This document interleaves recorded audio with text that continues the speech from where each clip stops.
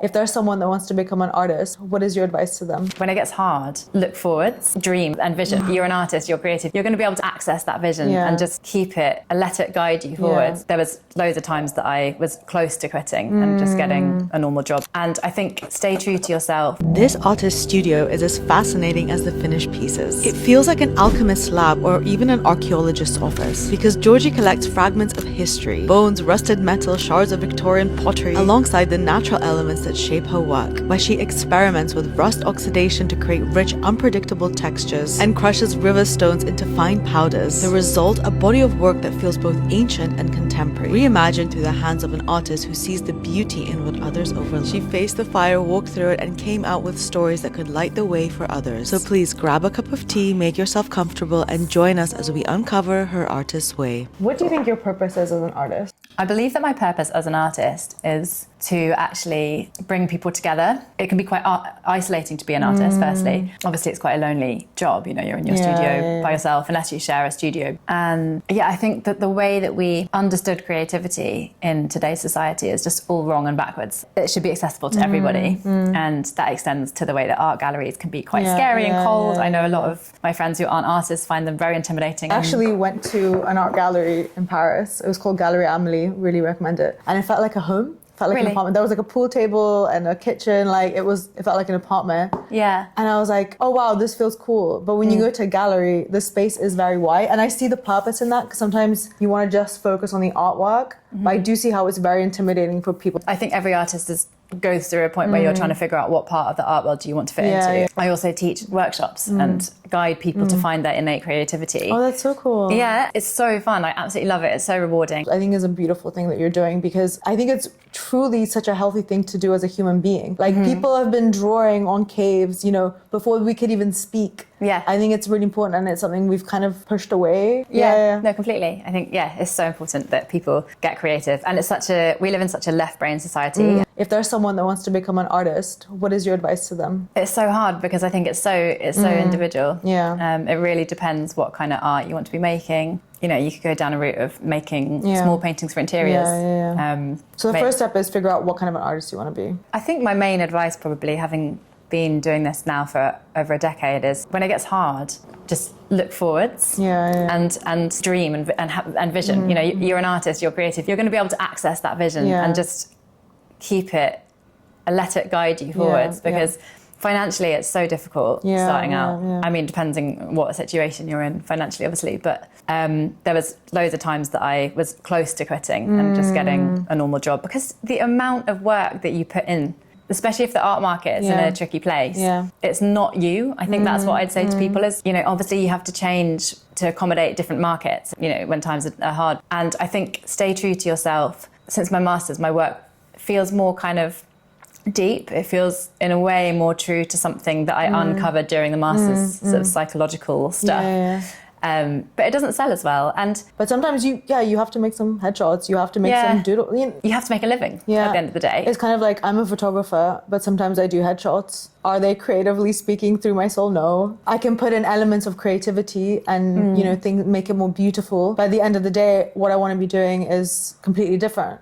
Yeah, I think there is this fear in art, like you'll almost sell your creativity if you do something for money. And it's like, not exactly. Yeah, exactly. The whole, in no other industry is it looked down upon or frowned upon to make money, to be a bit commercial. And just talking about money and art in general is frowned upon for some reason. But I think like by having this conversation about like, how do artists make money? How much money are they making? Like, what are the different avenues? Because I feel like if you want to become a writer or if you want to become an architect, like it's very clear how you make money. But in art, like there are so many different avenues. Like you can sell prints, you can work for companies, you can do collabs, you can do rentals. There's so many things that you can do. And I feel like once we start talking about it more, like the money making aspect of it, I think the easier it will be for a lot of artists. Totally. I think that's part of my purpose, if I'm honest, of being an artist is to help people get on that ladder and not feel like they can't talk about it about making money.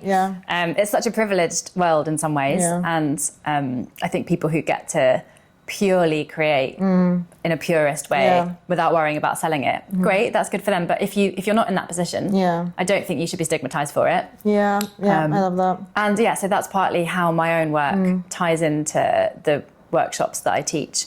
as a kind of creative coach for like one-to-one clients as well and groups. And it's something that I wanted, you were mentioning earlier, it's something that I'm really wanting to do, is to actually help people get their creativity, tap into it firstly, then get it off the ground and become an artist in any form, not necessarily like full-time professional, but you know, prioritize their creativity. Again, you don't need to be an athlete to work out. You don't need to be an artist to make art. And it helps you uncover so many things about yourself and process emotions and help you make better decisions because of that. So I love that. Has a piece of art ever changed your life? I've just read Marina Abramovich's autobiography and I've never actually seen her work in the flesh. I've always felt connected to her as an artist. She's very cool, very strong, just very incredible, woman. just bold. Any female artist who is bold and sort of transgressed society's expectations of them in any given period of time is, to me, the most inspiring. Carolee Schneemann again. Like for me, it's so much about the story behind it. Like if I just saw some of Carolee Schneemann's works without any context, I would, wouldn't be nearly as meaningful. And also Nikki de Saint-Phal, her like rifle painting series. Just, I think the word is unapologetic. Also FKA Twigs as a musician, like, and visionary kind of. I just listen to her music when I paint, and it just inspires something in me. Like you can, inspiration when you can actually feel it, like coursing through your veins, and you're like, it causes this momentum in your body almost. Yeah, I love that. In what ways have you been unapologetic? I'm working on that. But I think I'm getting to a really good place with the kind of artist that I want to be. It's so difficult. In any other job, you're kind of given a brief or some kind of direction. And even in a lot of creative jobs, graphic designers or whatever, you're given a kind of boundary. And as an artist, what I find, I think, most difficult is being like, well, I could go in this direction. Yeah, how do you make decisions? Like, how is it just intuition? Like, how do you For make me, it's journaling, a lot of journaling and conversations with good friends and family. It's this balance of containing and letting it flow. But for me, I think now I'm clear on why I make art, which I gained through my master's, which is through the materials that I use and the processes that I use. So the materials that I dig down from the shore or like find from my local surroundings. But all of them, the materials that I'm attracted to, have their own story. They have their own place in the world and they contain inherent meaning. So even if it's just ash from the boat that I used to live on, or it's mud from the farm here, or ram's wool, or found old clay pipes or parts of shipwrecks. Like all of them contain their own story from something. They have this past that I'm bringing into a new context. And for me, that's a reflection of the therapeutic process. It's my own process of healing, where you have to use various different techniques to dig down through your psyche and uncover, parts of you that you were, pushing away or rejecting unconsciously, bringing them to the light. Making them look very beautiful. Making them look beautiful, putting them in a new context, and it's about celebration. So I think during the Masters, so much of my work and process was about doing that digging down, using art very much in tandem with my own therapy. Now it's actually about bringing real love and joy to all of those parts, all of these. That. How was doing a master's in art healing and incredibly beneficial to your work? Yeah, the first year of the master's, so I did part-time 2 years at City and Guilds. The first year was unraveling. Okay. That's the word for it. It was really, really difficult. I found crits just terrifying. When you have to sort of stand up and talk about your work. Because for me, my work's so personal that it was like tapping a serious nerves. Yeah. How was it personal? Was it just because like... It was because I was using art to heal. Oh, right. But I didn't realise I was doing it at the time. Oh, wow. That's so cool. You used art to heal yourself. Yeah. Without even knowing it. That's the point of making art. I think it is for me, This has been a really interesting conversation, And I think I also now want to help other people harness their own creativity to help them heal and to help heal the world as well.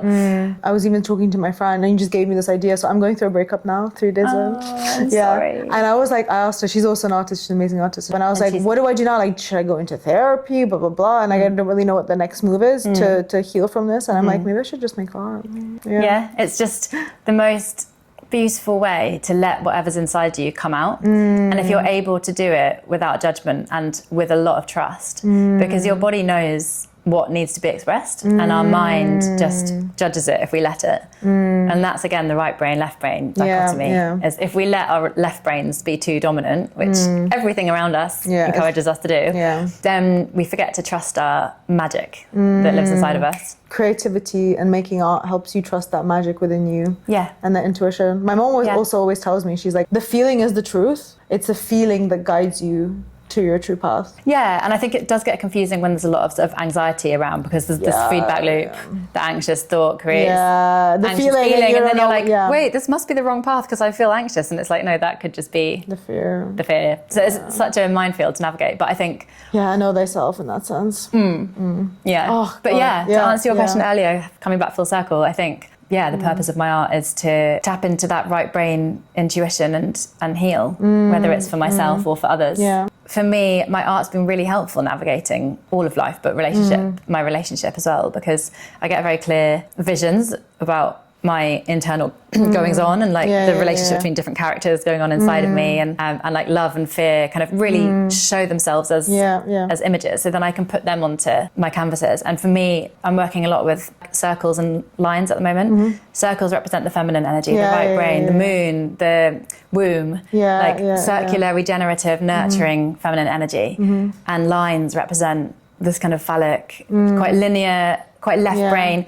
There's a start point and an end point energy. Have you studied Euclidean geometry by any chance? No, I haven't. I would look into it. What's it called? Euclidean geometry. Euclidean geometry. So there are actually no straight lines. Everything is a circle. Okay. Because you know the Earth is round. Yeah. So even if I draw a straight line, so if I draw a straight line, it's always going to be a tiny bit curved, even if it's just by a low percentage. Oh. That's a fun fact. That's really interesting. Yeah. And is your partner an artist, or is he? He's not. He's we're quite opposite in that way, which works really well. Bro? Yeah. Stop. Yeah. Our dream and vision one day is to mix the two.